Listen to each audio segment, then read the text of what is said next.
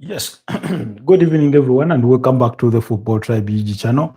Robert Kesakos is your usual suspect. Welcome back to yet. Apologies, I was just having our audios tested to make sure everything checks out in as far as this broadcast is concerned. Um, interesting. But hi, Pedri, how are you? Like your haircut? I'm back. Thank you so much for the compliment. Good to have you back.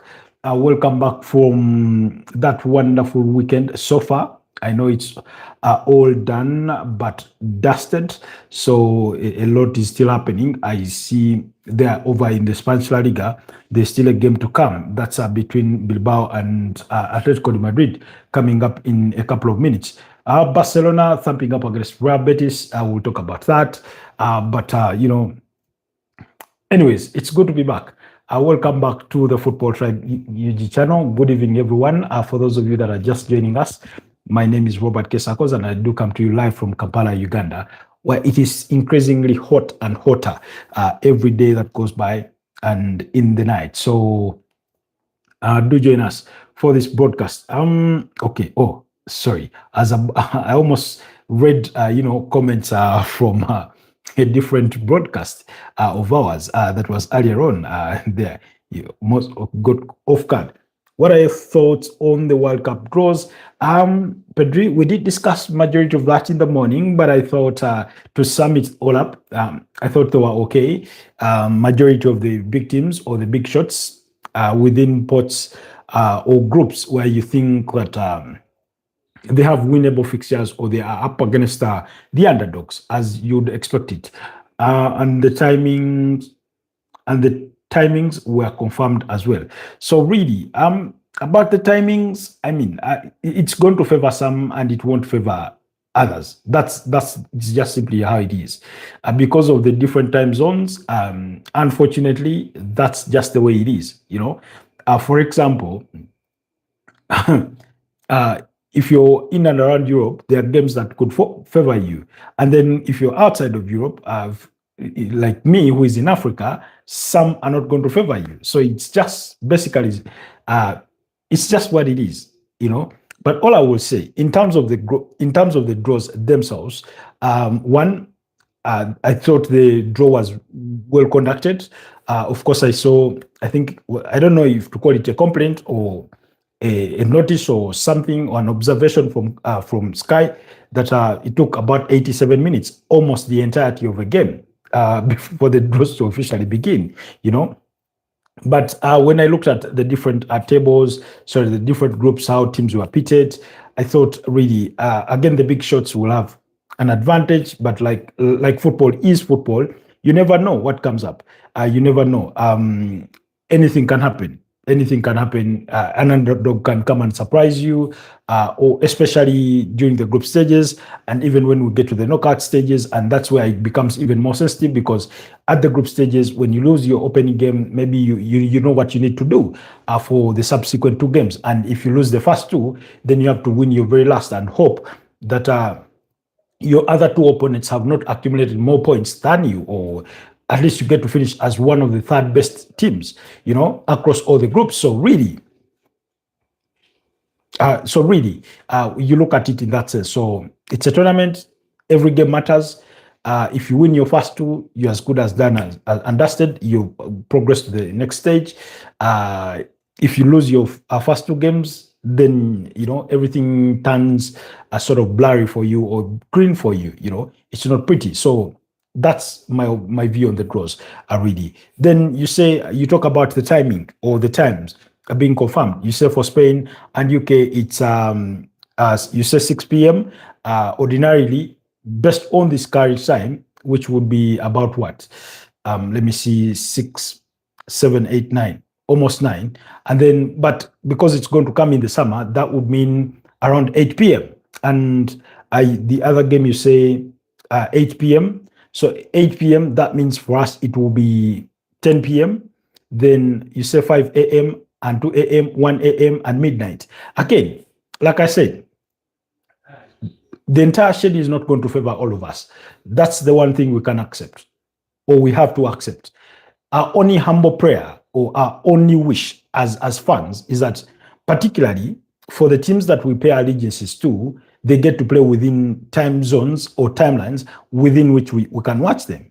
So, for example, Pedri, as a Spain fan, ordinarily, I'm sure you wouldn't want a Spain game to come at 5 a.m. You wouldn't want it coming at 2 a.m. or 1 a.m. That ideally, that's not what you want.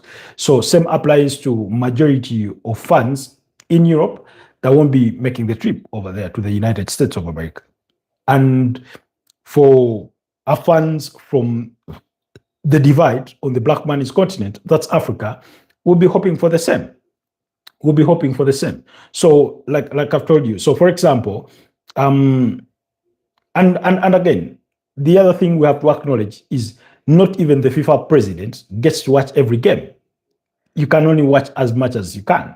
And remember, because some games kick off at the same time, so that means unless you have 100 screens, literally, I mean that literally, you can't watch every game. Again, you'll have your concentration on a game or two. You'll take it game by game. You'll pick and choose what you watch.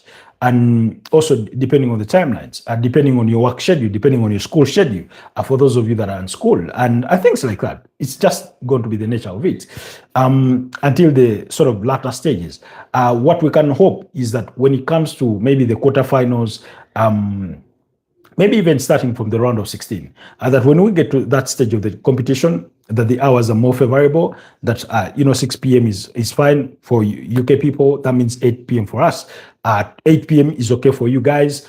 Spain, UK people, that means it's 10 p.m. for us. That's okay. Even if they extend it to 11 p.m., that's okay for us. But when you take it to 1 a.m., I mean, that's NBA time almost. And I've told you guys before on this channel that as much as I would love the NBA, as much as I would love to watch it, previously, when I had the time to choose and to pick and choose how I go about my life in terms of having the flexibility to watch the NBA, I did not have access. Now, given the available resources to me, not ordinarily per se to pay for subscription and watch it, but at least there are some games that I can have access to. They come solid at 2 a.m. That's when the game is starting at 3 a.m. But that means go to bed because tomorrow we have a morning routine. Again, for a person who likes the NBA or who would love to watch the NBA, they do not favor me. And I have friends who watch it and, they rave about it. And sometimes I sit there and wonder to myself, how do you guys do it? Because majority of them, or some of them are not football fans. So what they all do is that they will go to bed early and then they wake up and watch those games. So if somebody goes to bed at 8, at 9, then they can wake up at 3 to watch a game, So in that sort of context, you say, I want to watch every game. Unfortunately, Pedri, you'll have to acknowledge that you won't afford to watch every game. Not because you cannot pay for it in terms of subscription for pay TV, but because of the timelines. Because look at it this way. The way you've given the timelines, assume on a given day, you have games kicking off at 6 p.m., 8 p.m., 1 a.m., 2 a.m. No, actually, 6 p.m., 8 p.m. Let's assume there's a 10 p.m. kickoff. There's a 2 a.m. kickoff and a 5 a.m. Even if you do not have a 5 a.m. and you wind it back and you have a midnight kickoff, I mean, it's going to take a toll on you, really. It's going to take a toll on you. And then the other thing you ought not to forget is that not all games deliver the same level of entertainment. That's just a given in football.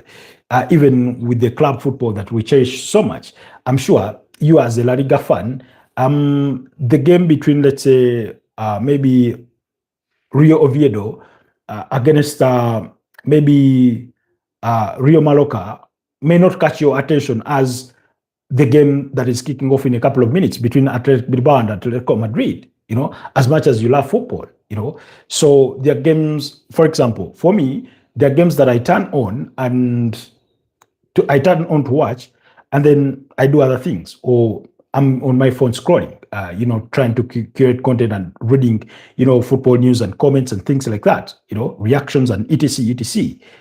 And then there are games I tune on and I even turn off my internet because I want for those 45 minutes to concentrate and then turn back on my internet at halftime to have my own reaction and see what people are saying, whether we are having the same observations and things like that. And then when the second half comes back for it, turn it off and do the same thing again. So really, that's how I want to look at it. That's how I want to look at it in that sort of context, in that sort of lens, really. So not every game, you're not going to give every game your attention, really. Unless, and like I said, because it's going to come in the period of the summer, some people, depending on their work schedules or if it is school schedule, for example, if you're in school and you don't have summer school, that means you have the luxury of time to watch even games that are played late on because you do not have a morning routine to get to. But imagine you have, let's say, an 8-hour shift, if you're working and you have to get through that shift. By the time you get through it, you're tired, your attention span can afford to watch only 2 games, and then you have to give your body a rest so that you can go again tomorrow, as we know the routine. Maybe the game that comes on a Saturday and you do not have work the following day on a Sunday, so you can extend and watch 3 games in that sort of context, the way we know life to be. Nkukubira saba saba I don't know what you meant there by nkukubira saba, but yeah, that's in the context of it. So I, for one, my humble prayer to myself is, one, that by the time we get there, we will have possibly monetized this channel. 2, that I have the resources to afford, the subscription for TV and not just rely on internet and things like that. So that's my prayer. That's my prayer, that by the time we get there to the actual tournament, I can afford my full-blown subscription, and so that I improve on what I give you, so that when we come for some watch-alongs for certain selected games, everything is at par. So that will be my only prayer. That will be part of my hope. Otherwise, the rest of it, I hope it all goes smoothly. And then I also feel a little bit for the football fans that do come from countries where, for example, USA have political reservations or security reservations in regards to letting them into their own country. I mean, we all understand the sensitivity of security and things like that, but also you ought to feel for the genuine football fan who has nothing to do with the security or insecurity or the threat to security to the United States. I feel for that person, really, that genuine person who, for him, football is a way of life, really. I feel for that person, really.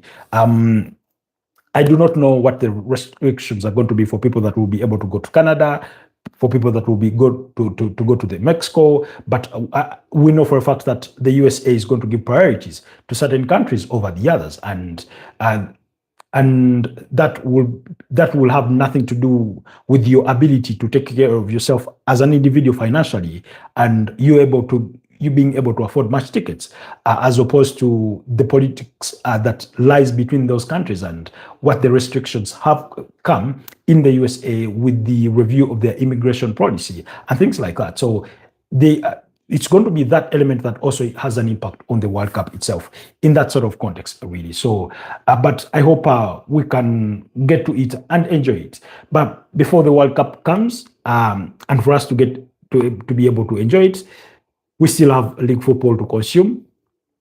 For God's sake, we still have some playoffs to go through in as far as the World Cup itself is concerned. We know that to be a fact. So really, saba saba saba saba. It's like you're saying pray. But anyways, maybe by the time we get to the summer, Pedri can afford to send me some 20 euros, and I mean that is enough to afford my month TV subscription. Nkubira saba. When you say nkubira literally means like call me. Nkubira means call me. Saba means ask for. I do not know. I wanted you to put context to what you're saying. So, but also saba can mean something else. I don't know if you're meaning Saba Saba, in other words, pray, pray, or you mean Saba Saba the way you have it in Kenya. Because, for example, when you cross the divide to go to our colleagues in Kenya, Saba Saba means that day, I think, was it the 7th of July, 1990, when, 1990 or 91, when they went to the streets to protest at the opening of political parties to get out of the one party state that they were in, with Kano being the party. So it may mean difference, something. You say comment above, please give what? Pedri, please try to refine your comments as always, as for better context. I do not want to misconstrue your comments. But thank you so much for that early broadcast engagement to give us that perspective of or to help us give our perspective on the World Cup. But I do understand your Nkubira means I beg. No. It doesn't mean I beg. That's wrong. That's wrong, Pedri. Nkubira means call me. That's what it means. If you want to say I beg is if you say I am begging, Nsaba, there has to be an N at the beginning of the SAB, of the SABA. There has to be a letter N. N for not, so to mean Nsaba, I beg. You get? So that's why as sort of misconstruing your comments. So please check on that. But that's the correction I would want to make in terms of the language. Anyways, guys, quickly, it's been a wonderful Saturday. A lot of tears across board. A lot of joy for the banter watchers. A lot of mixed feelings. If you're a Liverpool fan, if you're an Arsenal fan, pure disappointment. If you're a Chelsea fan, I'm sure there's mixed reactions there. You know that there's a lost opportunity. If you're a Man City fan, you're into jubilation and tribulations. If you're a Newcastle fan, same story. Tottenham, Everton, all that. If you're a Liverpool fan, there's frustration really. So, but that's the context of football. That's the nature of football. It's the sport that brings us joy and tears at the same time. Jubilations and commiserations in the same space, where we do coexist. So I'll be honest with you, I did not watch majority of these games because we had 5 games kicking off at 5 p.m. Sorry, at 6 p.m. East African time. So I managed to catch the Chelsea game, which disappointingly ended in a goalless draw. I managed to catch the Liverpool game. I managed to catch a glimpse of the Tottenham game because I had a side watch. And then I did watch the game between Arsenal and Aston Villa. Unfortunately, I missed out on the game that I would have loved to watch. That was the game between Inter Milan and Como, in the Italian Serie A. But, last I checked, Como got thrashed by 4-0.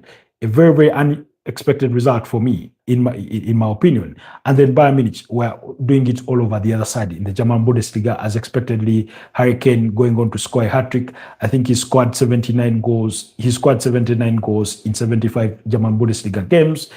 He's just flying really, really high. And then also, I never got the chance to watch the Barcelona game, but I'll request Pedri to give us, when the right time comes, for him to give us his, a summary of what transpired in the game and his views in the context of the game, given the kind of scoreline that we ended up with. So there's only one place to start, and that was with the early kickoff between Arsenal and Aston Villa. Very, very entertaining fixture, depending on what side of the aisle you found yourself. Like I said, very disappointing result if you're an Arsenal fan, but a very, very encouraging result if you're an Aston Villa fan. The reason that's why I say very disappointing Arsenal fan, for an Arsenal fan, it's not particularly because of the fact that they lost. It's how they lost the game, and I remember putting this out. I did not put it on my socials. I was commenting in an Arsenal forum somewhere, and I did say, I think the most disappointing bit for Arsenal was losing in the manner in which they lost, and that was and that was losing in the final second of the game, really, with the last kick of the game. That goal by Emi Buendia, which he scores very late in the 95th minute to make it 2-1. In terms of the context of the game, one, we came with injury concerns. I'd given you my context about the game on three different occasions of our broadcasts. For those of you that care to remember, particularly on Friday morning, I gave you my predictions. We went over them, and I remember saying that my prediction was a 1-1 draw, and I still stood by that. However, I did add that it was either that 1-1 draw or Villa would nick it by 2-1. And my disappointment, you can imagine, when they score in that last few seconds of the tie. Then the game in itself came a little too early for William Saliba. We had hoped that he would return for this particular fixture, but he couldn't manage it. Again, Arsenal finished another game with an injury concern because Ricardo Carafiori appeared to limp off the pitch at full time. He looked to walk with the limp. He was withdrawn off at some point, quite a bit late on in the game, to pave the way for Miles Lewis-Kelly. And then we saw a return again for the first time. Okay, was it the first time? We saw a return of Martin Odegaard. No, the second time, because he did start the game against Brentford and played the whole of it. We saw his return again in another big profile game, which people seem to have mixed reactions about. In as far as the final result was concerned. And how different he is to Ebeleche is who they had been accustomed to. So you say, okay, no, I think I read that. Comment that above. Comment that above. Okay. I think that's the word you're looking for, Pedri. Nsaba. That's I beg. That's the word you're looking for. Then in Kubira means call me, So really, in the context of the game itself, Mikel Arteta, the first half for me was all about largely Aston Villa. They were all over Arsenal. They did not create so many goal scoring opportunities within the first half itself. Are you asking for please? Like, please? I don't know how to even put that, But it's the same. I beg. It's because please is like a qualifier word, a supporting word. Anyways, so they did not have a good game in that first half, Arsenal, and the second half changes at the start were evident to that. Unfortunately, I wasn't too sold on the changes in full. For example, Mikel Merino was withdrawn for Victor Gyökeres. I was fine with that. Ebeleche Eze was withdrawn for Leandro Trossard. Now, I thought in the way that Aston Villa had gone about their game in the first half, I thought it's a game that needed Eze a little more in that pocket of a number 10.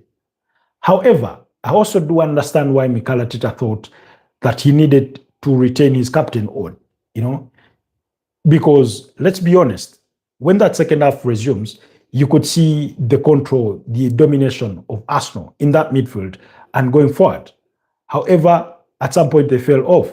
And for me, I thought they did not compete well enough for particularly second balls. I thought they made some costly mistakes within their defense. Fortunately or unfortunately for them, they did not get punished off of those mistakes, However, when you look at the second goal that they conceded, they could have done better, particularly before the ball runs out in the control of Piero Hincap. I thought he could have, because he was looking for a comfortable moment to pass the ball as opposed to blasting it forward. And yet, I do not know whether he wasn't aware of what the clock was reading at that point, really. So it is from that resultant throw-in that Aston Villa go and create a chaotic moment for which, because there were so many bodies in the area, you can hardly blame Arsenal for failing to clear the ball out of that area before it falls to Emi Buendia to score. And then the first goal that they conceded, Ebeleche Eze did not do well enough to keep track of Mati Cash, who scores that goal, because the ball is floated in, a very, very long cross is brought in. I'm trying to remember who brings in that cross. It was Boubacar Kamara. Yes, he was the crosser of that ball. It eludes everybody, I think, in the area, finds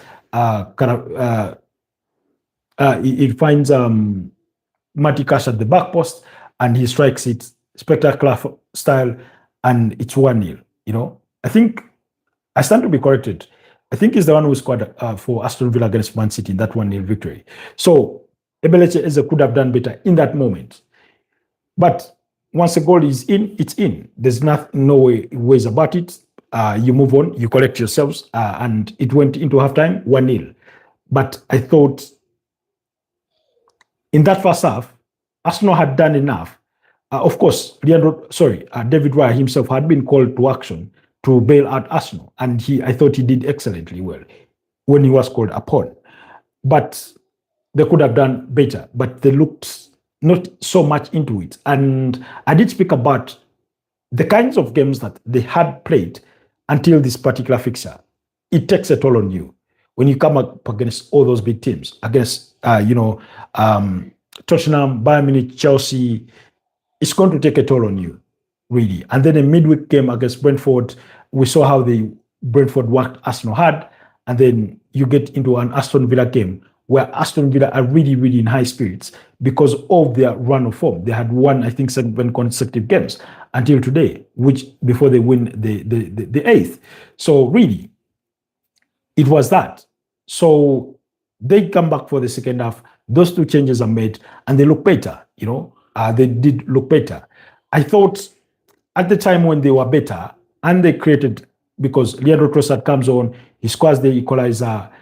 It's I think a cross from Bukayo Saka that Emi Martinez gets his palm to it and parries it in the direction of Leandro Trossard, and he scores, and it's 1-1. Now, in that moment when it's 1-1, you thought that they were going to do perhaps enough to try and get ahead of the game, but they were not clinical with their chances. Now, but when it came to creating the actual scoring, scary big moments, it was, I thought, Aston Villa who created the best chances in the game in terms of scoring. And Aston Villa, with their 47% in overall ball possession, they had an XG of 2.27 compared to Arsenal's 1.84, yet Arsenal had a 53% ball possession. Both sides had 15 shots on goal. Aston Villa had 6 on target, Arsenal had 9, So, Emi Martinez did brilliantly well. For example, there's that shot that he saves off of Martin Odegaard when Arsenal were still in that feel-good moment, when they were in control of literally everything. And then they both created one big chance. They both had 3 corners. Aston Villa tried to avoid as much as possible to give away so many corners because they knew the threat that comes with set pieces when it comes to Arsenal, and they also labored enough to avoid conceding so many throw-ins close to the 18-yard box area, in that sort of final third area, I thought they did that really well. But overall, they competed really, really well in that midfield. And like we had predicted, for those of you again that were part of our preview for the game, when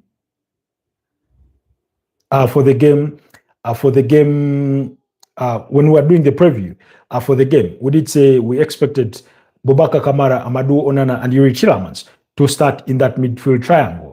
And then at the expense of Ivan Guesan, with John McGinn being pushed to the side. And then you had Morgan Rogers and Oli Watkins. Basically, that was it. Pedro is saying I'm ignoring him. But, I'm seeing your comments, but most of them are the same. For example, you said please, twice. You said hey, you said hi. It's only a few minutes. Okay, I'm done, Mr. Tribe. Bye.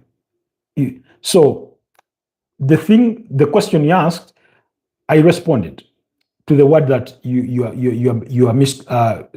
miswriting. I responded to that. So I don't know what the issue is. There's not a valid comment that was worth responding to that I had not responded to. I'm sorry you feel that way, that you feel ignored. But so when you say please, what should I respond to? Give us a World Cup timings reaction, please. It's on BBC website. You want me to give you the reaction of BBC? I gave you my reaction to the timings. The BBC, I've not even read that, what their reaction is really. I've not read it. So, and I wouldn't want to sit here and read you an article by the BBC in an almost plagiarized form that I've not read pre-broadcast really. It's not professional. No, I'm saying the entire timings are on BBC. It's not their reaction. But then you said, give us a World Cup timings reaction, please. It's on BBC website. That's what you said.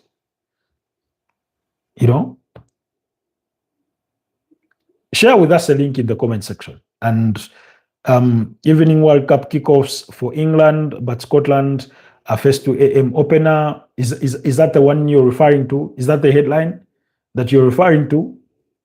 Because that's what I can find with the BBC when it comes to that. Is that what you're referring to? Because again, they have a selection of England fixtures and Scotland fixtures, because that's what matters them to them most and are within their locality, and they make reaction to that. They give you the timelines, what to expect, and most of this is, for example, 15, 16, 17, 00 hours respectively. Those seem reasonable. Then 21, 18, 18 local time. Again, I don't know. Okay, Boston. Okay, that's USA time. But for the UK, you have 2 games at 9 p.m. and 1 at 10 p.m. That's okay. Then for Scotland, you have a game at 2 a.m. and 2 games at 11 p.m. So really, it's a very, very lengthy article. And like I said, they only pull out 2 countries that matter to them the most. For example, they do not cite Spain anywhere. You remember we were making reference to Spain and the UK because, I was making inference to that because of you as a Spain fan, Now, of course, the games are spread across cities, and that's, I don't know. Nabonya Jacqueline says EAT. No. That wasn't EAT. That's UK time. So, for example, where you have let's say 21:00 hours UK time, because it will be summertime, that will mean 11 p.m. Ugandan time or East African time. So where you have 10 p.m., it will mean midnight East African time. Where you have 2 a.m. UK time, it will, because it's going to be around the summer, we're 2 hours ahead of them. That will mean 4 a.m. for East African time, And where you have 11 p.m., it will mean 1 a.m. So that's the context of it, So really, I hope that's one is done. It's okay. Let's talk about Arsenal. All right, and Liverpool. All right, okay. Back to the Arsenal conversation. Again, we are almost wrapping it up. Essentially, because I was saying, I thought the way we had predicted that midfield trio to be set up against Arsenal, that's how it was set up. They competed really, really well. I thought Yuri Tillemans had a very good game. I thought Amadou Onana and his counterpart Boubacar Kamara had a very, very good game. I thought Emi Martinez had a good game, well hyped for the game. Enzri Konsa, I thought he had a good game. Mati Cash had a good game. Ian Matson, yeah, he did okay. On the side of Arsenal, I really, really struggled because in the work of defeat, it's usually hard to to sum up the game and find the positives in terms of good performances. But one, for example, like I said, there were some costly mistakes, which unfortunately for Arsenal were not penalized, especially in that defense. You had, I think, about 2 moments in lapse of concentration for Urian Timber or miscued balls. You had 2 or 3 moments with Pierre Hincapi. Ben White, I thought he did okay. Martin Zubimendi, he did okay. Rice, when I say okay, I mean fairly well. Bukayo Saka physically competed well, but I thought he could have given the team more. Now, there is part of the reason as to why Arsenal's wingers struggled a bit is because they lacked that support from their fullbacks, and because when you monitored the game, the fullbacks were a bit reserved in how they got in front or got ahead in terms of making the overruns or the overlaps. They were really careful because they knew the threat that lay within Aston Villa, so they did not do a lot of that to try and create those playing channels into them.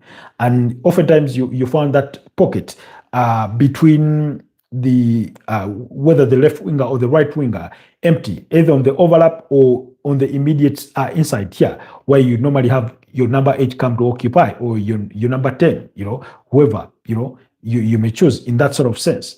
And then also, Aston Villa looked intentional on closing out Arsenal, going through the middle, through the spine. They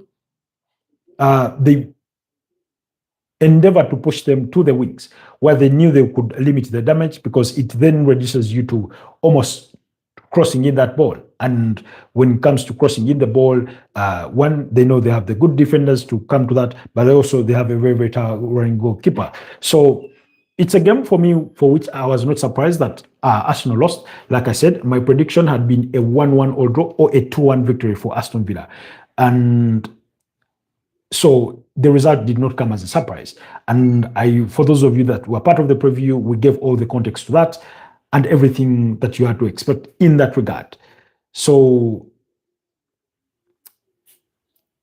beautiful game from Aston Villa. They gave it their all. They competed. They never lost hope, even in the dying minutes of the game. There's a ball that gets across him. It beats David Raya and all the entire Arsenal defense. And literally, it just needed a simple, minor touch, and it would have ended up crossing the line. And there was nobody to put their foot to it or head to it or even, their thigh to it. Whichever part of the body other than the hand that you would have touched it with, it could have easily gone into the back of the net. So Arsenal survived. So really, Aston Villa created those scary moments for Arsenal. And then David Raya, like I said, he was called to action on a given number of occasions, and he came good, because I remember he had as many as 4 saves in that game. Of course, Emi Martinez had 7 saves. So that tells you the kind of picture. But overall, for me, I thought Aston Villa were the better team, and they deserved the victory they got at the end of the day. They deserved the victory they got. That was my assessment of that game, really. So,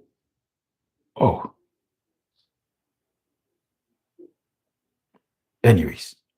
So I'll leave that at that. So Arsenal lost. This is their second loss of the season. That means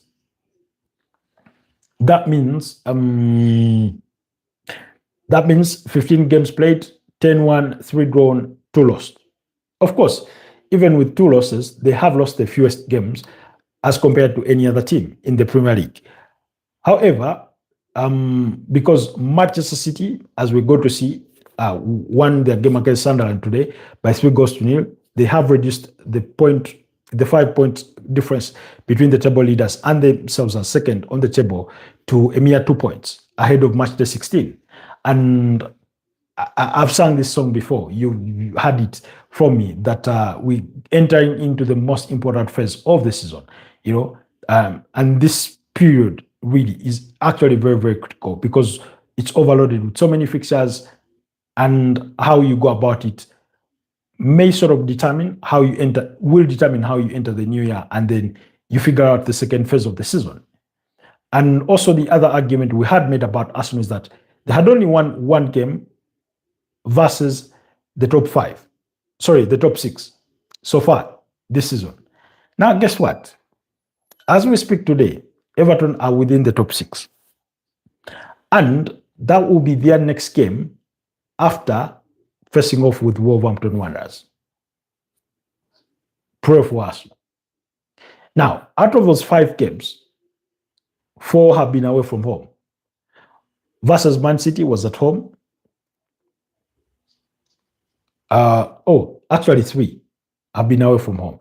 Man City was at home. Crystal Palace was at home, which they won by 1-0. Chelsea was away. They drew in that one. Sunderland was away. They drew in that one. Aston Villa was away.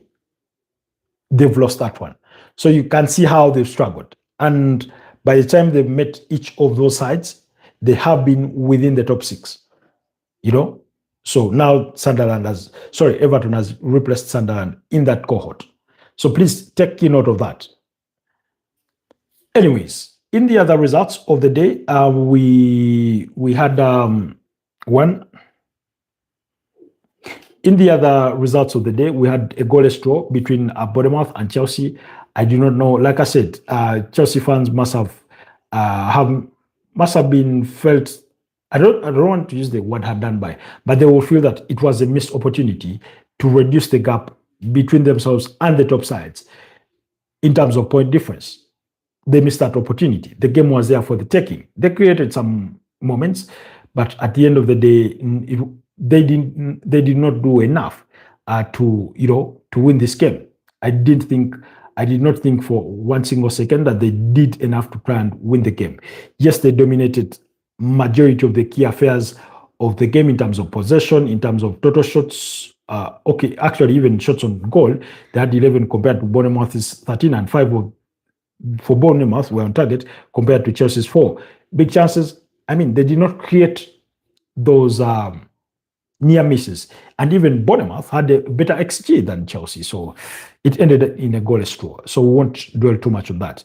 Everton beat up against Nottingham Forest by 3-0. Our prediction had been a 1-1 draw for these two guys. But Thornberry scored his first goal, his first Premier League goal in Everton colours. Remember, he thought he had scored in their game against what was the game that he thought he had scored against? Yes, he thought he had scored against Newcastle, but that goal was ruled out for handball in the build-up prior to the goal.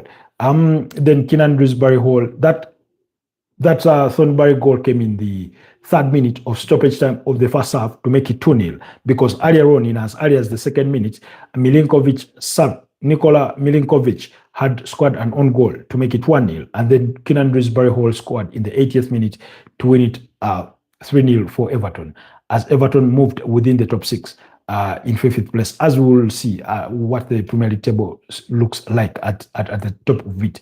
Then Tottenham Hotspurs managed to win their game against Brentford. We had predicted they would win this game by 2-1, but they managed to keep a clean sheet with goals from Richarlison in the 25th minute and a goal in the 43rd minute by Xavi Simons, who was voted as the man of the match according to the Premier League website.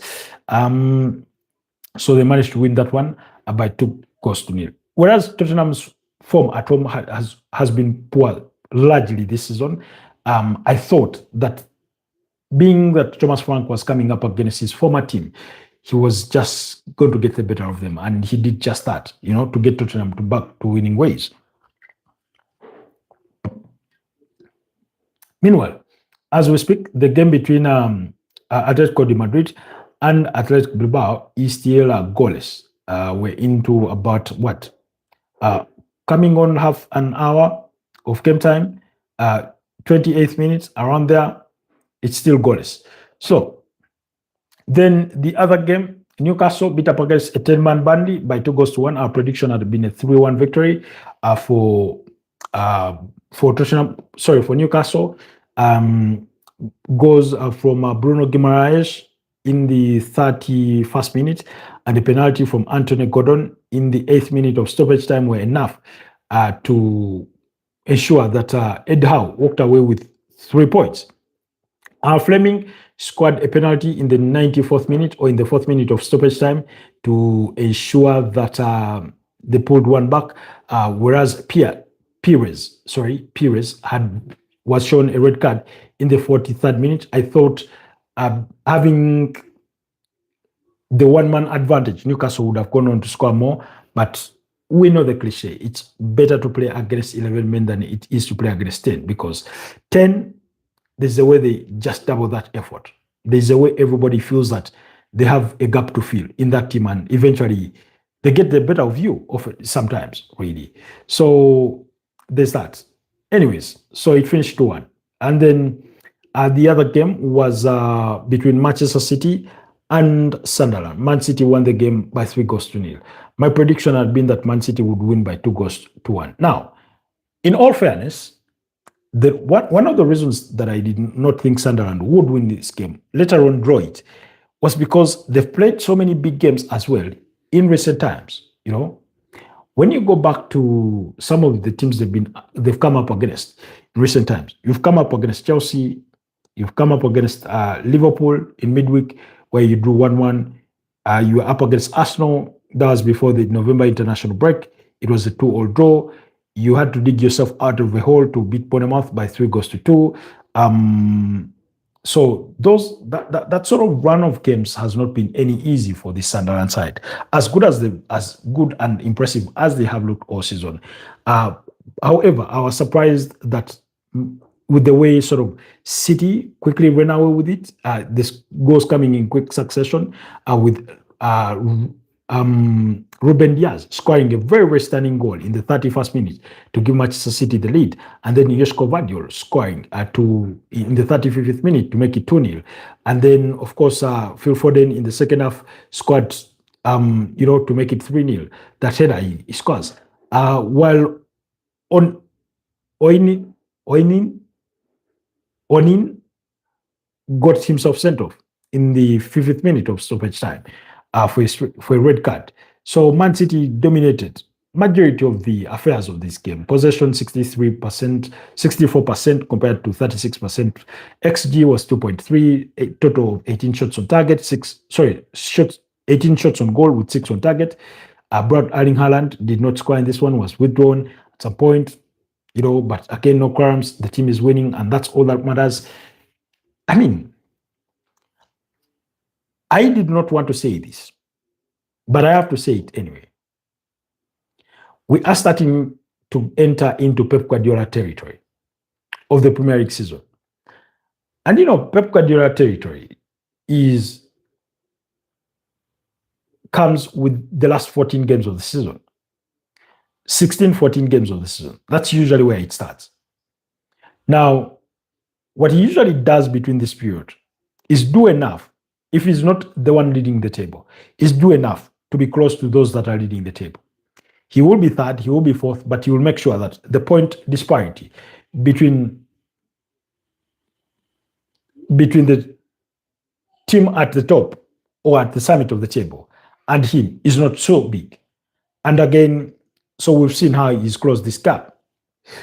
I'm not trying to say that maybe Arsenal are going to lose so many games going forward. I'm not trying to say that Manchester City are not going to lose another game of football this season. But anything can happen from now on. Anything can happen from now on, really. So it's Pep Guardiola territory.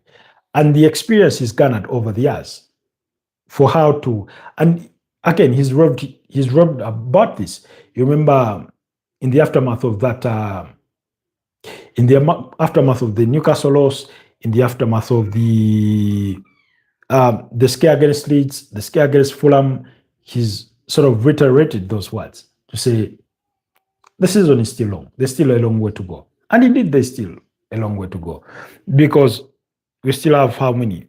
We've played 15 games. So that means we still have 23 games to play. At some point, they will be reduced to 20. That's a fact, but those in themselves are still many, So we'll wait to see how they behave from here now on. But That victory saw them reduce the point gap at the summit of the table. So those were the games from us, Saturday, in as far as the Premier League was concerned. So how did we do with our predictions? Aston Villa, Arsenal, we got it wrong because ultimately I'd settled for 1-1 draw. It was a Villa win, 2-1. Chelsea, I thought Chelsea would win by, I think, 2-1. They drew. Everton, I thought they would. Oh, was it? Yes, Everton, I thought it would be a 1-1 draw. They won by 3-0. So that's 3 wrong. Man City won, Newcastle won, Tottenham won. Those were correct. I thought Leeds would beat up against Liverpool by 2-1. I don't know if to say unfortunately or fortunately, but it ended in a 3-3 draw. So, and that was the final game of Saturday in the Premier League. The 3-3 draw between Leeds and Liverpool. Very fair first half. Not so much in it. It ended goalless.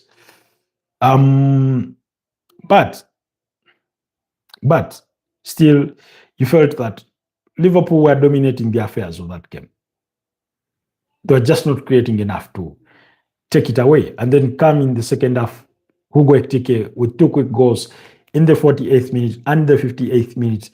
And Liverpool got themselves in a 2-0 lead. And it didn't look comfortable for Liverpool. But somehow, Leeds kept going. They kept coming around. Literally, like they had done against Manchester City away at the Etihad Stadium, And then they win themselves a penalty for Ibrahim Konate's tackle in the box. They win a penalty. It's converted by Dominic Calvert-Lewin. Alisson Ramsey-Becker went the right direction, but did not do enough to get to the ball, So it sort of, and it was 2-1. Now, that was in the 73rd minute. In the 75th minute, Starch scores to make it 2-2. Because as soon as they pulled that 1 goal back, you sort of felt the anxiety within the Liverpool players. Because the mood within Elland Road was uplifted. Those fans could believe that now is the time to back our team because we could get something on here. And indeed, in 2 minutes, it was 2-2. Then in the 85 minutes later, Dominic Szoboszlai, who had been culprit in making a blind pass before Leeds win the ball back to score the equalizer, went and scored the other side. Ryan Gravenberch providing the assist for that goal, which he takes really, really well to score his first goal in the Premier League ever since his stunning free kick against Arsenal on match day 3. He scores and it's 3-2. And okay, we're thinking, okay, let's see if Liverpool can hold on to that dear lead. In the 96th minute or in the 6th minute of stoppage time, corner kick, Liverpool failed to deal with it. Very long and deep. Tanaka gets at the end of it and he scores and it's 3-3. Eventually it finishes that way. Again, I mean, you do feel for Liverpool, but for me, the positives I want to take, if I'm a Liverpool fan, given how all the previous games had appeared or happened, one, I'll take the positivity that we were able to even score 3 goals because we know that in games gone by, Liverpool would struggle to score these kinds of goals or as many as 3. All they did was concede them. 2, I said this after the Sunderland game, that at least for the first time Liverpool had drawn a game of football. And maybe it will help them stop this trend of either losing or winning games. Because sometimes you need to pick that point and move on with that. Half a loaf is better than nothing. Now, of course, they wouldn't want to end up with too many draws. Last season, they drew as many as 9 games. So this is their second of the season. What the negative is that their poor defensive record continues because you're conceding 3 against Leeds United, And that's not a good thing. That's not a good thing. Because we know that Liverpool's attack is capable of going ahead and scoring those goals. But their defense should be able to not chip in as much, on the other side, really. So that's the context to it. You could see it on Arne Slot's face in a way. The once Leeds pulled one back, he did fear for the worst. Because it's more like he knows his team do not have that courage, do not have that confidence to sort of see a game through. They've not done enough of that this season. They managed to do it against Aston Villa and against Real Madrid. But in recent times, in as far as the Premier League is concerned, they've not done enough of that to see games through, So it finished 3-3.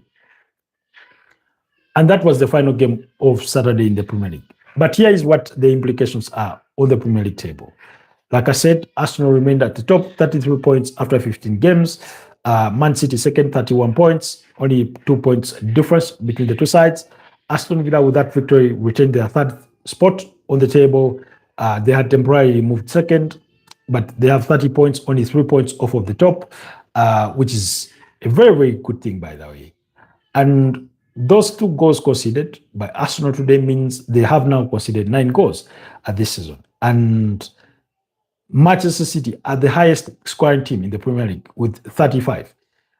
Unfortunately for Man City, they've conceded 1 too many, 16. So both sides have a 19-goal difference. In fourth place is Chelsea with 25 points, Everton fifth with 24 points, Crystal Palace, who play tomorrow against Fulham. Remember, our prediction was a 1-1 draw between those two sides. Come sixth with 23 points, Sunderland 7th with 23 points, Liverpool 23 points in 8th. Tottenham Hotspur, despite their victory against Brentford, are still 9th with 22 points. Brighton and Hove Albion 22 points, Newcastle 22 points in 11th place, Man United 22 points with in 12th place. Of course, these guys play on Monday, so if they win, they can go to 25 points, which could elevate them as high as 5th on the Premier League table, depending on what the results will have been between Fulham and Crystal Palace. But they have that opportunity to once again go 5th. Bournemouth are 13th on the table with 20 points, 15 games played, 5 won, 5 drawn, 5 lost. Brentford are 13th with 19 points, Fulham 15th with 17 points, Leeds 16th with 15 points, Nottingham Forest 15 points, West Ham, who play tomorrow as well, Burnley and Wolves are complete the bottom 3. So, in as far as tomorrow is concerned, there are 2 fixtures. Brighton are up at home against West Ham United, while Fulham will be at home against Crystal Palace. And then on Monday Night Football, Man United will be away to Wolverhampton Wanderers. So that's what did transpire in as far as the Premier League is concerned.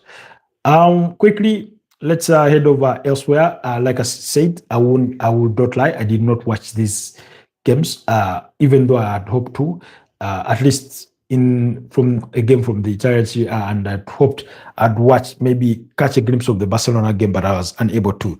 So I'm just going to give you the results, what the results were. But at the moment, it's still goalless between Athletic Bilbao and Atletico de Madrid. I'm actually watching that game. I'm following the events from that game. Maybe I'm passively watching because I'm doing this, trying to serve 2 masters at a go. But it is what it is. Villarreal beat up against Getafe by 2-0 today in the Spanish La Liga. Buchaman and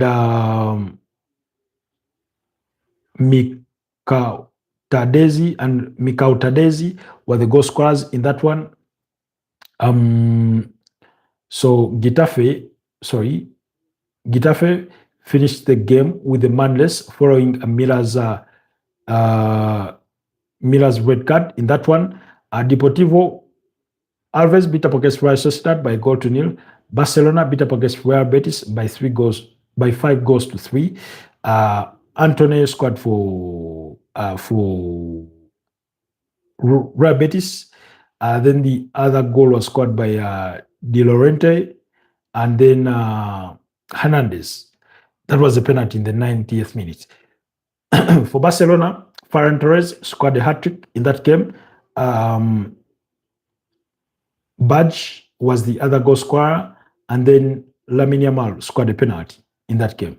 So those were the goal scorers for Barcelona. And those results mean that Barcelona have sort of retained their grip at the summit of the table, going 4 points clear ahead of Real Madrid, who play tomorrow. And then in the German Bundesliga, Augsburg beat up against Bayer Leverkusen by 2-0. FC Cologne and St. Pauli, that one finished in a 1-1 draw. Heidenheim beat up against Freiburg by 2-1.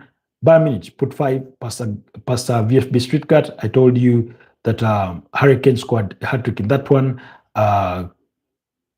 Leyma was the other goal scorer in that one, and Stanisic, they did score to win it for Bayern Munich 5-0. That means Bayern Munich have won 11 games out of 12. No.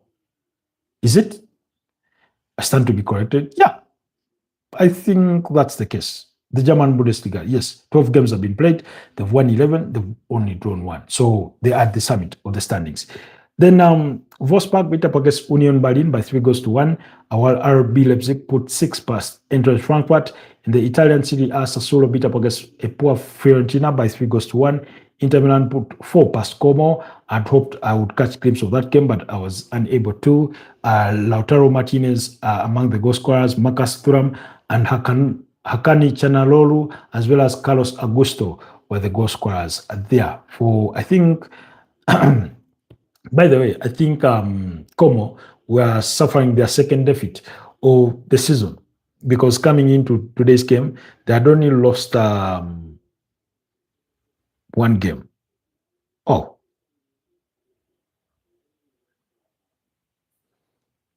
Is it stable, right? Okay. Let me refresh. Yes. Yeah, they had only lost 1 game, so now they've lost 2. But the victory puts Inter Milan at the summit of the standings with 30 points from 14 games, with AC Milan, Napoli, and AC Roma occupying the 2nd, 3rd, and 4th places respectively, with 28 points, 28, 28, and 27 points respectively. So again, that's what's happening in the Italian Serie A. In the French Ligue 1, okay, I can see somebody, Jesus says, what group did Uganda draw? In the context of the Africa Cup of Nations 2025, I know the team is setting off tomorrow to fly to Morocco, where they will have an 11-day camp, during which they will have 2 test games. They were drawn in Group C alongside Nigeria, the 3-time African champions, and then Tunisia, who also won the competition in 2004, as well as Tanzania. So that's in the context of Uganda for the draw. If you mean for the World Cup, unless you mean that as satire, we did not make it to the World Cup, really. So, but thank you so much, Jesus Y815. Thank you so much for that comment, really. So in the French League 1, not lost to Lens by 2-1. Remember, Lens are at the summit of the standings. PSG beat up against Rennes. Oh, sorry, PSG are in action against Rennes, and they're leading by 2-0. Those goals scored by Kivicha Kvaratskhelia and Sene Mayuru. Then you have Toulouse leading, beat up against Strasbourg by 1-0 there. So those are the results from your top 5 leagues in as far as Saturday was concerned. Action does continue tomorrow in the Spanish La Liga. Do not miss out on Real Madrid up against Celta Vigo. That game will come at 11 p.m. Drink water, mate. Always have it. Thank you. Then, but earlier than that, Elche will be up against Girona. Valencia will take on Sevilla. Espanyol will be up against Rayo Vallecano. So do not miss out on that. In the German Bundesliga, Hamburg SV will be up against Werder Bremen. Borussia Dortmund will take on Hoffenheim. In the Italian Serie A, we have a very, very big game at 11:15 p.m. when Juventus take on Napoli. Napoli will be at home. Lazio will be up against Bologna at 8 p.m., while Cagliari will take on AC Roma at 5 p.m., while at 2:30 p.m., Cremonese will be up against Lecce, so do not miss out on that action as well for those of you that may be interested in catching up on the Italian Serie A. In the French League 1, Lorient will be up against Lyon. Le Havre will be at home against Paris FC. Auxerre will take on Métis, while Nice will be up against Angers, in as far as that fixture is concerned. Now, to retreat a little bit back to the Premier League, what is going to be important for teams like Arsenal, who have lost on match day 15, particularly them as table leaders, also as a team for some, or if not many of whom, consider to be favorites to win the Premier League title, will be how they respond or how they bounce back from that defeat. Match day 16, when it comes around the corner, Chelsea are going to be at home against Everton. Not an easy game, but Arsenal will soon play Everton. Then Arsenal will be at home against Wolves. That game will kick off at 11 p.m. Then you'll have Burnley, Fulham, Liverpool at home against Brighton.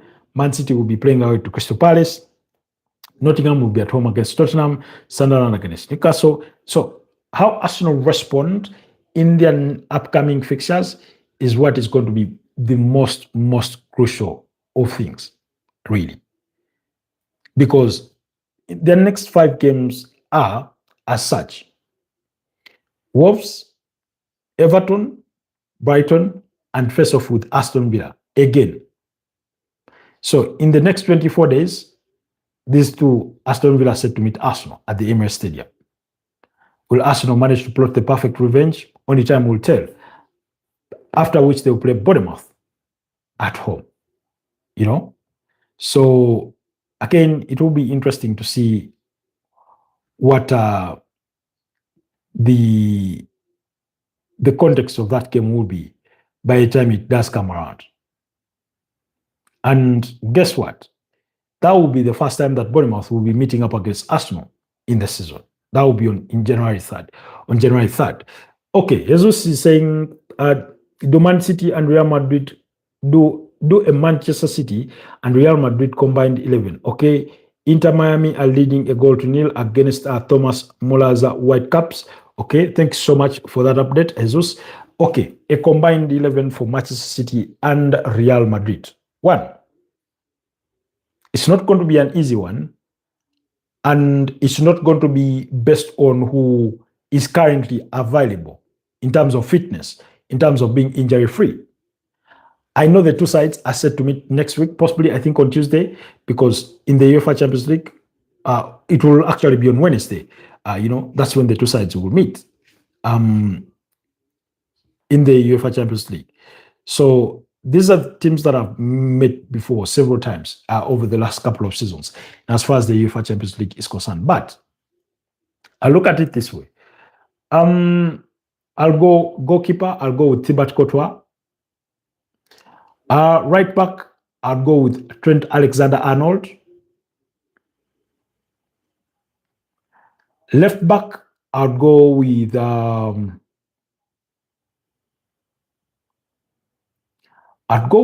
Joško Vardiol to play in my left back. Center back, I'd go with Ruben Diaz.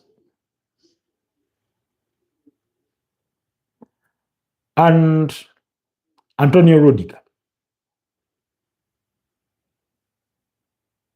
Yep. Some of you are going to be wondering, you're putting Antonio Rudiger ahead of Eder Militao? Yep. I need some grit in that defense. In my midfield, I'm going to go with Rodrigo Cascante at the pivot.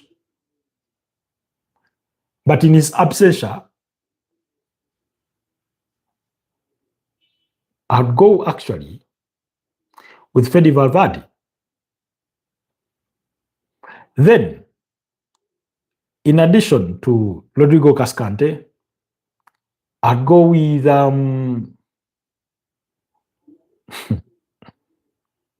I'd go with Tijan Reenders and add Judy Bellingham to that midfield trio. Up front, I'd go with Vinicius Jr., Jeremy Doku. No, cut that out. I'd go with Vinicius Jr., Phil Foden, and Kylian Mbappe. Oh, Jesus Christ. Snap that, scratch that. It just occurred to me. How am I leaving Brad Erling Haaland out of this? So, okay, we're going to do this. I'll go with midfield of Rodrigo Cascante, Judy Bellingham. Then I'll go with Phil Foden. I'll go with Vinicius Jr., Kylian Mbappe, and Brad Erling Haaland. So that would be my combined Real Madrid 11. Man City, Real Madrid 11. Those will be my picks, really. Yep. Do let me know, Jesus. Do you agree with me or do you disagree with me? What are your thoughts? Let's hear them. But very, very interesting question by what you asked me to do there. But like I said, I went based on the overall squads. And in this regard of who is currently available in terms of fitness. That's basically what I've gone with. Yeah, Mbappe Mbappe to the left wing, Vinicius to the right wing, Haaland to be the striker. Midfield, we've gone with Rodrigo Cascante and Judy Bellingham and Phil Foden ahead of them. Our centre backs are Ruben Diaz and Antonio Rudiger, Joško Gvardiol at left back, Alexander Trent-Arnold at right back, and Thibaut Courtois in goal. That's the team I've gone with. You've reminded me, last week I was part of a TikTok forum. Again, we're talking about football, and somebody was asking us to build our best 11s based on the players he provided. He would bring 4 players for different positions. And oh my God, wow, what a plethora of talent there is out there. You say no Doku or Reenders? Yeah, unfortunately. I at first I'd accommodated Tijan Reenders, but then when I got up front and I did not have room for Brad Erling Haaland, I said there's no way I'm leaving Brad Erling Haaland behind. So in other words, I went for a 4-4-2 kind of system. Sorry, for a 4-3-3 kind of system, which can also translate into a 4-4-2, depending on how you see it. Because then you can, for example, switch Phil Foden to play to the right wing. You can have Vinicius Jr. to the left, and then you have Kylian Mbappe playing behind the striker, in Brad Erling Haaland. So you have Mbappe as a 10, So yeah, you can play it that way. I hope that's clear as well, or more clear. So set them up that way. Look at Rodrigo Cascante or Rodri alongside Judy Bellingham. Ahead of them in that diamond is Kylian Mbappe. You have Phil Foden to the right, Vinicius Jr. to the left, and Brad Erling Haaland at the tip of it. So you're asking those central midfielders? Yeah, I mean, Bellingham is basically playing as your number 8 and Rodrigo is your number 6. Simply that.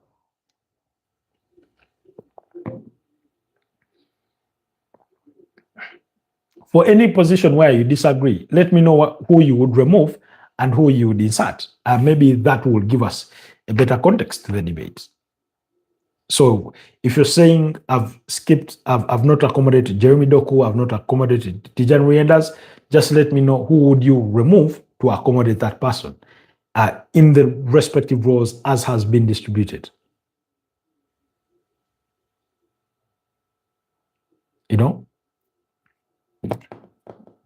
what would be your view?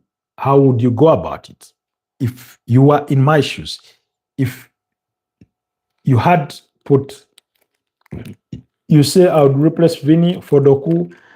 Again, I think, excuse me, I think you're saying that or going with that based on current form and not based on the natural talent. Because if we go with the natural talent of the two players, I do not think, okay, you say by recent form. Yeah, because based on natural talent, I do not think Doku would be in the same basket as Vinicius Jr. I wouldn't think so.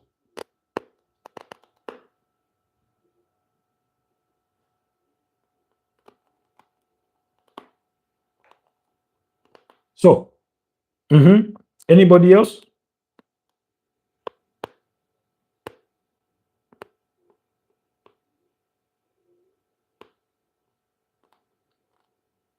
Doku could reach him in 2 years' time. Maybe at national team level, but at club level, trust me, Vinicius Jr. is just a different animal. I know sometimes he does fall short of his requirements, and particularly this season he's been suspect. But we are talking about a player who just over a year ago, Real Madrid was protesting on his behalf for not being awarded the Ballon d'Or. You know?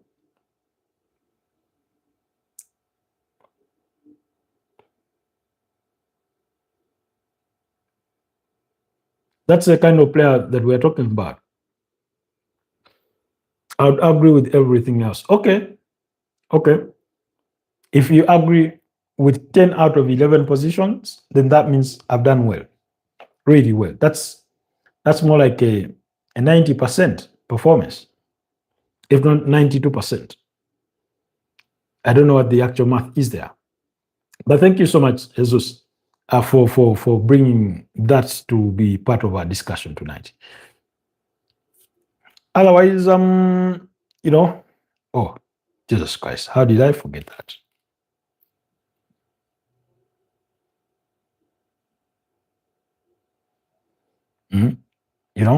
Unless you have any other question. Oh, Jesus, what are your impressions about the World Cup draws?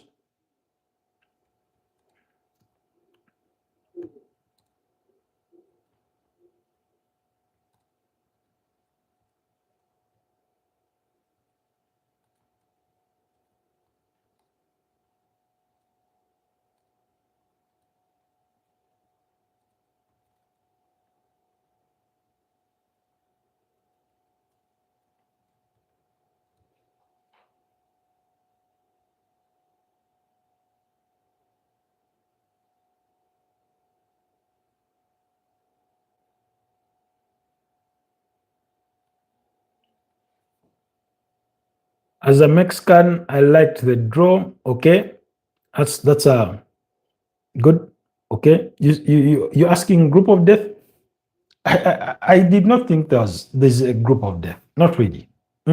For me, when I looked at them, as literally there's no group of death really, in my opinion.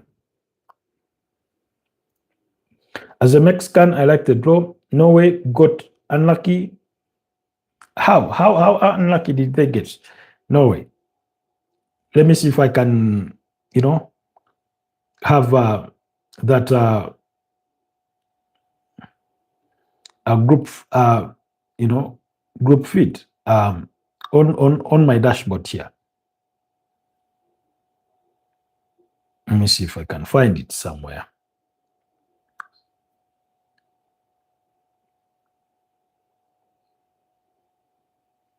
Oh, okay. Here it is. Norway were drawn in the group with France, Senegal, and either Bolivia, Iraq, or Suriname. I do not think that's a bad draw, by the way. Not really. Not in my opinion, anyway. I'm I'm asking what was your group of death?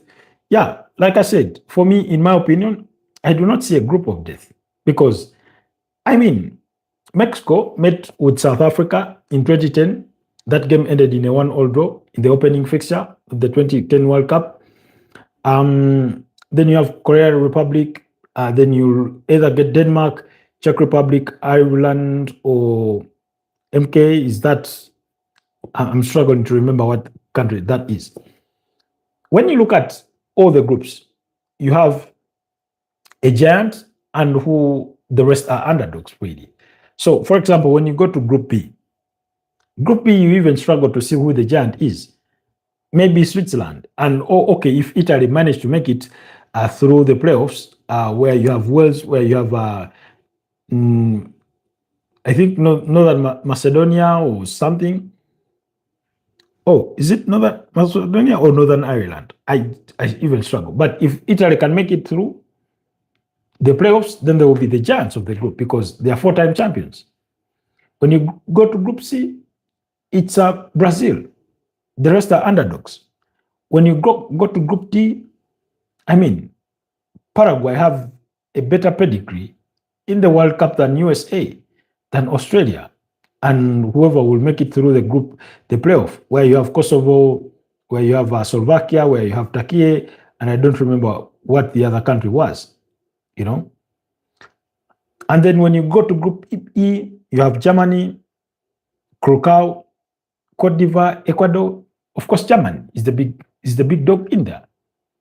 When you go to Group F, Netherlands is the big dog. When you go to Group G, it's Belgium. When you go to Group H, Spain.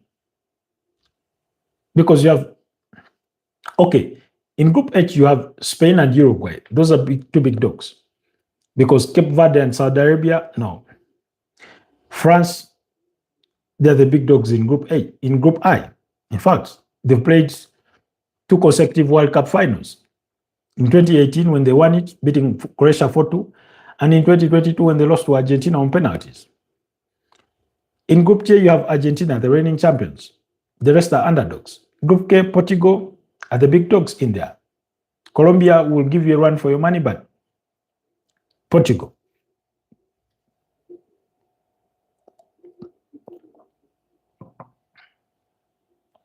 You know? Then you say Morocco is not underdogs. Morocco, they've never won it. They've never played the final. They were the first African team to reach the semi-finals of the World Cup. Now, when I say underdogs, it is in comparison to how far you've ever gone in the World Cup. We're talking about teams that have won the competition before. We're talking about teams that have played finals here. And Morocco, yes, they did well. They were the surprise package at the last edition. But you have no guarantees whatsoever that they're going to do that again. They are giants and favorites of the AFCON 2025 because they're hosting that one, you know, in my opinion. Then in Group L, you have England, Croatia. You have 2 giants in there, in Croatia and England. England won it in 1966. Croatia beat up against England in the semifinals of the 2018 World Cup. So there's that. But Panama and Ghana, I mean, the best Ghana have done was reach the quarterfinals in the 2010 World Cup before they got knocked out at the hands of Uruguay. You remember why Luis Alberto Suarez is a very, very hated man on the African continent, particularly to the Ghanaians, because of what he did to them, really. So, I mean, I understand where you're coming from to suggest countries like Morocco, but if we're discussing AFCON, I mean, I would say they're not underdogs. But in the context of the World Cup, I mean, look, no African country has ever won the World Cup. That's for starters. That's what always makes us underdogs right from the onset. How many times have South American teams won it? How many times have European teams won it? Germany, Italy, Spain, England, who else? France, you know? When you go to South America, you have Uruguay, you have Brazil, you have Argentina, let's not kid ourselves. Those are the countries around which the tournament revolves around. Brazil aren't as good as they used to be. That's absolutely true. I do support Brazil, but that's absolutely true. And whereas the country itself is been known over the years to be a conveyor belt of talent in terms as far as football is concerned, I do not think we've produced a lot of exceptional talent within the last 5-7 years. Not really. Because as good as Vinicius Jr. is, look at him now. He's underperforming.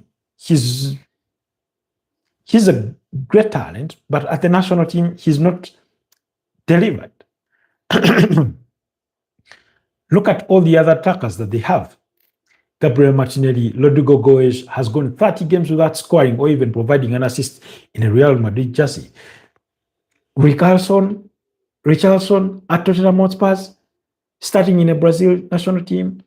I mean, ever since the Nazario Darimas retired, remember at one time they're playing that gentleman, Joe. You remember Joe had a stint at Manchester City, guy with a lot of hair, like almost like that of Maroon Fellaini. They've struggled for a striker. Look at that midfield. You have Bruno Guimaraes. You have Joelinton. You have Lucas Paqueta. Paqueta plays at West Ham. No offense to West Ham. Bruno Guimaraes and Joelinton play at Newcastle. When they ask you for the top 10 teams in world football, okay, even if it were to be Europe, Newcastle is not one of them. West Ham is certainly not. And when it comes to world football, you're going to put Flamengo ahead of those guys. You know? Hell, you would even put Pyramides. I don't know. Maybe that's debatable, but to tell you where Brazil are calling the players from, that should tell you enough. They've not produced that great talent, you know. You look at Gabriel Jesus. I mean, he can never stop being injured. He's almost, I mean, when you go back to last season, I think the most he played was about 17 games.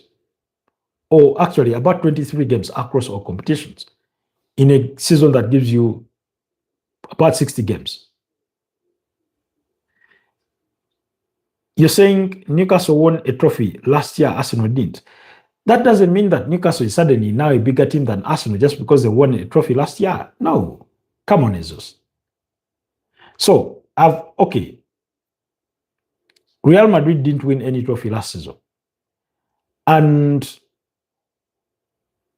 are you saying Barcelona is bigger than Real Madrid? Real Madrid is still the bigger team. Should we say Crystal Palace won the FA Cup last season? Manchester City didn't win anything. Should we say Crystal Palace is bigger than Manchester City? Or that Crystal Palace is bigger than Man United? Or that Newcastle is bigger than Man United just because they won a trophy last season? No. That's a lay football fans' argument. Barcelona could be better depending on who you ask. Well, the facts are based on this. And one, the brand and the value of the brand that you have. Real Madrid is always topping that list. They are the most successful team on Europe. 15 titles. Spanish La Liga, they are the most successful. So when it comes to them as a brand, they're the biggest football club brand there is out there. You know, of course, always challenged by Barcelona, Manchester United, Bayern Munich, and all the others, you know. But they've been at the top for so long. Let's not forget that. You know, yes, you can be better than a team in a given season or in a given set of years, but ordinarily, it doesn't make you better than them. Netherlands have never won a World Cup, but they should be seen as favorites. Again, that's based on the talent they have. But I wouldn't actually, for me, when we sit to look at the favorites, I wouldn't put in Netherlands. I mean, not that they have a bad team, not that, no, not that they have a bad manager in Ronald Koeman. No, Ajax is a big team. That's very true. But they are not good right now. So we cannot we cannot pass judgment on his bigger based on just current form. No, football did not start last season, did not start 5 years ago. That's why the history is important, you know. Yeah, Ajax is one of the biggest football brands there is in world football. And their pedigree speaks for itself. So when we talk about Netherlands, it's one of those countries that are a bit unlucky, to say the least. So, for example, you remember the period between 2008 and 2012? Spain were by far the most dominant team there was in the world. They won the Euros 2008, they won the World Cup 2010, they won the Euros 2012. But we cannot wake up and say Spain are better than Brazil. They were better than Brazil in that moment, in that sort of season, in that sort of period. But overall, they are not better than Brazil, you know? So look at it in that context. Look at it in that context. For example, I remember sometime during this season, we're having a discussion with somebody whose name I struggle to remember. And they were saying Chelsea are better than PSG just because Chelsea had beaten PSG in the finals of the FIFA Club World Cup. And I totally disagreed.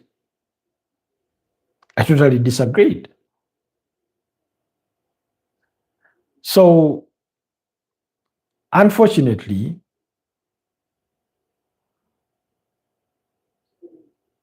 football is not like a boxing match where you knock me out and suddenly you have it all.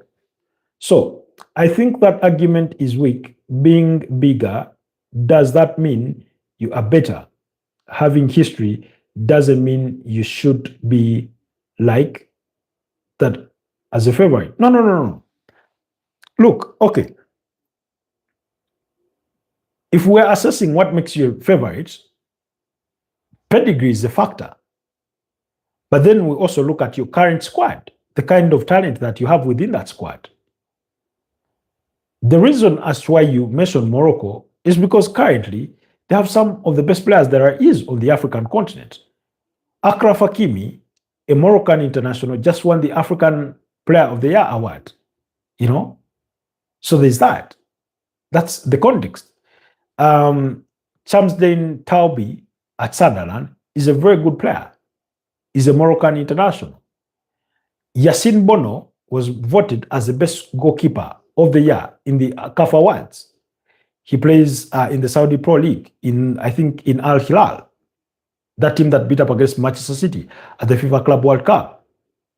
So, in the context of the talent that a country may have at a certain time, is part of what makes them a favorite. But also their pedigree could contribute to that. It's not ultimate, but it contributes to that. So, for example, ordinarily, when the World Cup comes around, when they ask people for who are the favorites, they'll talk about the reigning champion, they'll talk about Germany, Italy, Brazil, because they have been there and have done it. France, they've been there and done it on numerous occasions. Forget not that France won the World Cup in 98. And what happened in 2002? You remember when Spain won in 2010. Remember what happened to them in Brazil 2014? They couldn't make it out of the group stages. Do you think a lot of those players had changed? No, they hadn't. But they were just no longer, they were growing out of that phase of dominancy. You know? In that same edition, you remember Germany put 7 past Brazil. And that Brazil tie The Brazil of that time at the semifinals, I thought had better talent than the one that there is today. You remember that German team that beat up against Argentina by 0-0? Mario Götze, Toni Kroos, Pamet Saka, Miroslav Klose,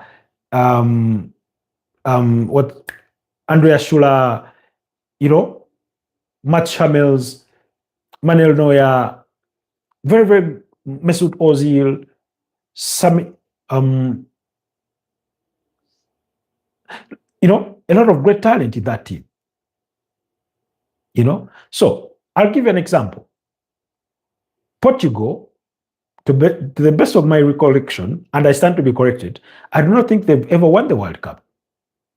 But they are one of the favorites because of the kind of team they have, because of the kind of talent they have in that team. Diego Costa in goal, Jose Sa as his backup. You look at the Francesco Conceição, you look at Nuno Mendes, you look at João Neves, you look at Ruben Neves, you look at Vitinha, you look at Bruno Fernandes, you look at Rafael Leao, you look at Ruben Diaz. I mean, Goncalo Ramos, they have so much talent. Look at that French national team attack. You have Marcus Thuram, Kolo Muani, you have Desile Doué, you have Ousmane Dembele, Kylian Mbappe. Griezmann has not yet hung up the boots. Did he hang up the boots? I think he did. I stand to be corrected on that one. I seem to remember as though he had announced retirement from national team football. But correct me if I'm wrong on that one. So, but Michael Olise, all that is talent,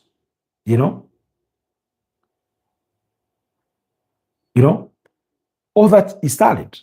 But I feel that their midfield is a bit lightweight. Their midfield is suspect for me. Go to Spain, they have a very strong midfield team.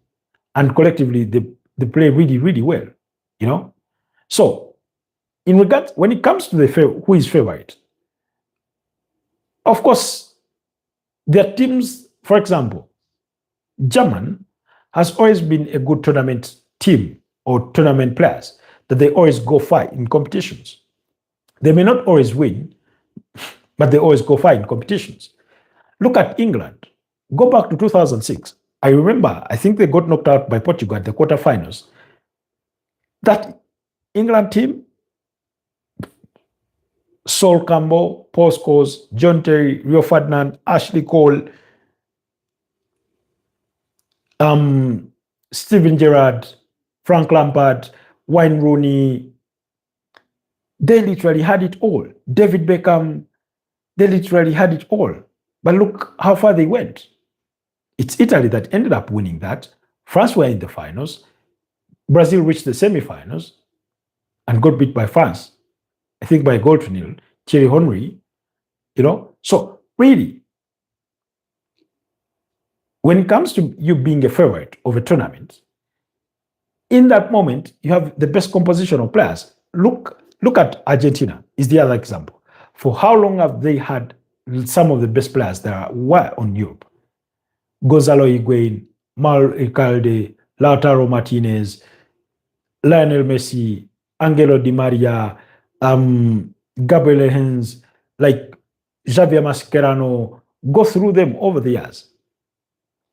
And major honors were eluding them, including losing the final in 2014, including being nowhere near it in 2018. And then in 2022, they win. On the African side of the continent, we can't draw comparisons with Ivory Coast.